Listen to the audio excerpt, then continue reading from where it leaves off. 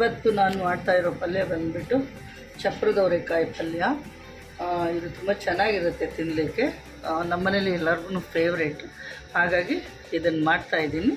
ಮೊದಲಿಗೆ ಎಣ್ಣೆ ಇಟ್ಟಿದ್ದೀನಿ ಪಾತ್ರೆಗೆ. ಅದಕ್ಕೆ ನೋಡಿ ಸಾಸಿವೆ, ಒಂದು ಸ್ವಲ್ಪ ಜೀರಿಗೆ, ಒಂದೆರಡು ಉದ್ದಿನಬೇಳೆ, ಕಡಲೆಬೇಳೆ ಮತ್ತು ಸ್ವಲ್ಪ ಅರಿಶಿನ ಇಟ್ಕೊಂಡಿದ್ದೀನಿ. ಒಗ್ಗರಣೆಗೆ ಸಾಸಿವೆ, ನಾನು ಸ್ವಲ್ಪ ಕೊಬ್ಬರೆಣ್ಣೆ ಹಾಕ್ಕೊಂಡಿದ್ದೀನಿ ಎಣ್ಣೆಗೆ, ಹಾಗಾಗಿ ಇದು ಸ್ವಲ್ಪ ನೊರೆ ಬರುತ್ತೆ.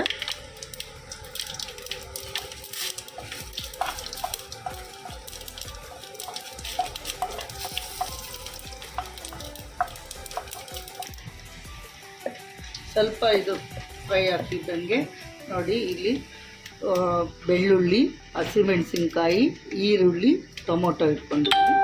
ಮೊದಲಿಗೆ ಬೆಳ್ಳುಳ್ಳಿ ಹಾಕ್ತೀನಿ. ಹಿಂದೆಲ್ಲ ಮೊದಲೇ ತಿಳಿಸಿದಾಗೆ ಬೆಳ್ಳುಳ್ಳಿ ನನ್ನ ಮಗಳಿಗೆ ತುಂಬ ಫೇವ್ರೇಟು. ಯಾವುದಾದ್ರೂ ಪಲ್ಯ ಅವಳಿಗೆ ತಿನ್ನಿಸ್ಬೇಕಂದ್ರೆ ನಾನು ಬೆಳ್ಳುಳ್ಳಿ ಹಾಕಿದ್ರೆ ಮಾತ್ರ ಅವಳು ಚೆನ್ನಾಗಿ ತಿಂತಾಳೆ ಪಲ್ಯನ, ತರಕಾರಿ ಪಲ್ಯನ. ಬೆಳ್ಳುಳ್ಳಿ ಅಂದ್ರೇ ಅವಳಿಗೆ ಪ್ರಾಣ. ತುಪ್ಪದಲ್ಲಿ ಹುರ್ಕೊಡ್ತಾ ಇರ್ತೀನಿ ಯಾವಾಗ. ಹಾಗಾಗಿ ಇದನ್ನು ಈ ರೀತಿ ಕೊಬ್ಬರಿ ಎಣ್ಣೆಗೆ ಹಾಕೋದಂತೂ ಇನ್ನೂ ಚೆನ್ನಾಗಿರುತ್ತೆ ಬೆಳ್ಳುಳ್ಳಿ ಟೇಸ್ಟು. ಹಸಿಮೆಣಸಿನ್ಕಾಯಿ,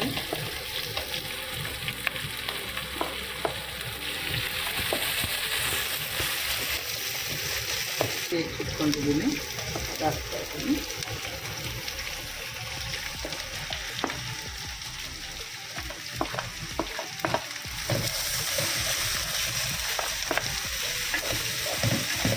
ಈಗ ಸ್ವಲ್ಪ ಉಪ್ಪು ಹಾಕ್ಕೊಳ್ತಾ ಇದ್ದೀನಿ ರುಚಿಗೆ ತಕ್ಕಷ್ಟು. ನಿಮಗೆ ಎಷ್ಟು ಬೇಕಾಗುತ್ತೆ ನೋಡಿ ಹಾಕ್ಕೊಳ್ಳಿ.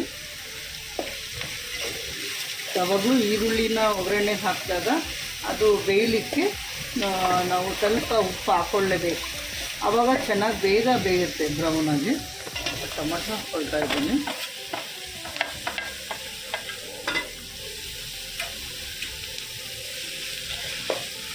ಸ್ವಲ್ಪ ಅರಿಶಿನ ಹಾಕ್ಕೊಳ್ತಾ ಇದ್ದೀನಿ.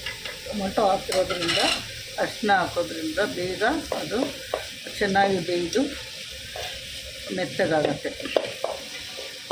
ಮೆತ್ತಗಾಗ್ಲಿಕ್ಕೆ ಶುರುವಾಯಿತು. ಇವಾಗ ನಾನು ಈಗ ರೆಡಿ ಮಾಡಿಟ್ಕೊಂಡಿದ್ದೀನಲ್ವ, ಇದು ಚಪ್ರದವರೆಕಾಯಿ, ಅದನ್ನು ಹಾಕ್ತಾಯಿದ್ದೀನಿ. ಕಾಳಿದ್ರೆ ತುಂಬ ಚೆನ್ನಾಗಿರುತ್ತೆ. ಕಾಳಿಲ್ಲ ಅಂದರೆ ಅಷ್ಟೊಂದು ಇಷ್ಟಪಡಲ್ಲ ನಮ್ಮ ಮನೇಲಿ. ಕಾಳಿರಬೇಕು ಅವ್ರಿಗೆ ಇದರಲ್ಲಿ ತಿನ್ನಲಿಕ್ಕೆ. ಚಪ್ರದವರೆಕಾಯಿ ತುಂಬ ಚೊಟ್ಟು ಥರ ಇದ್ರೂ ತಿನ್ನಲ್ಲ ಅವರು. ಅದಕ್ಕೆ ಸ್ವಲ್ಪ ಕಾಳೆಲ್ಲ ಇದ್ದರೆ ಟೇಸ್ಟ್ ಇರುತ್ತೆ ಅಂತ ತಿಂತಾರೆ. ಹಾಗಾಗಿ ನಮಗೆ ತರಕಾರಿ ಕೊಡೋವ್ರಿಗೂ ಕೂಡ ನಾನು ಹಂಗೆ ಕೇಳ್ಕೊಂಡಿರ್ತೀನಿ, ಸ್ವಲ್ಪ ಕಾಳು ಇರೋವಂಥದ್ದನ್ನೇ ತಂದು ಕೊಡಿ ಅಂತ. ಫ್ರೆಶ್ಶಾಗಿ ತಂದು ಕೊಡ್ತಾರೆ ಅವರು. ಹಾಗಾಗಿ ಟೇಸ್ಟು ಚೆನ್ನಾಗಿರುತ್ತೆ ತರಕಾರಿ ಫ್ರೆಶ್ ಆಗಿದ್ದರೆ. ನೋಡಿ ಇವಾಗ ನಾವು ಸ್ವಲ್ಪ ಹೊತ್ತು ಬಿಟ್ಬಿಡಬೇಕು. ಯಾವಾಗಲೂ ಬಿಡ್ತೀನಲ್ವ ಎಣ್ಣೆಯಲ್ಲಿ, ಹಾಗೆ ಸ್ವಲ್ಪ ಇದ್ರದ್ದು ನೀರು ಬಿಟ್ಕೊಬೇಕಿದು.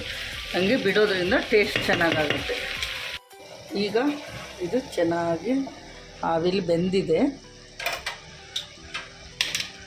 ಕಾಣಿಸ್ತಿದೆಯಲ್ಲ, ಇದು ಬೆಂದಿದೆ. ಇನ್ನೊಂದು ಚೂರು ಬೇಯಬೇಕು. ಈಗ ಇದಕ್ಕೆ ನಾನು ರೆಡಿ ಮಾಡಿಟ್ಕೊಂಡಿದ್ದೀನಿ ಪೆಪ್ಪರ್ ಪೌಡರು, ಜೀರಿಗೆ ಪೌಡರು, ಸ್ವಲ್ಪ ಈ ನಾವು ಇದಕ್ಕೆ ಪಲ್ಯಕ್ಕೆ ಹಾಕೋಕ್ಕೆ ಒಂದು ಸ್ವಲ್ಪ ಪೌಡ್ರ್ ಮಾಡಿಟ್ಕೊಂಡಿದ್ದೀನಿ. ಆ ಪೌಡ್ರ್ ಒಂದು ಸ್ವಲ್ಪ, ಅಚ್ಚ ಖಾರ ಪುಡಿ, ಇದಿಷ್ಟನ್ನು ನಾನು ಇದಕ್ಕೆ ಹಾಕ್ತೀನಿ.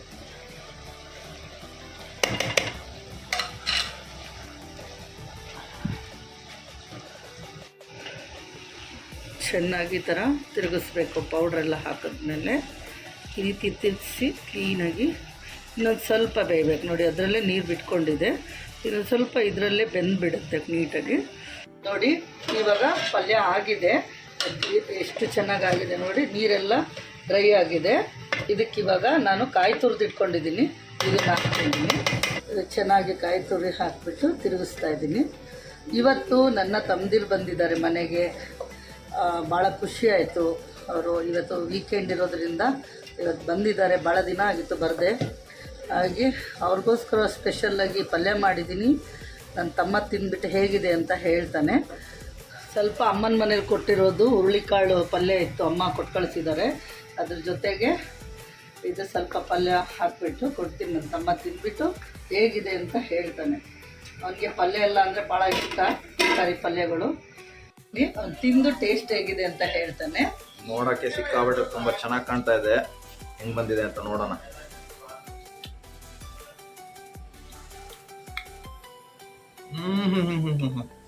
ಸಾಕಾದಾಗ ಬಂದಿದೆ. ತುಂಬ ಚೆನ್ನಾಗಿ ತಿನ್ಬೋದಾ? ಎಲ್ಲರೂ ಟ್ರೈ ಮಾಡ್ಬೋದು. ಯಾವಾಗ ಒಂದ್ಸಲ ಟ್ರೈ ಮಾಡಲೇಬೇಕು.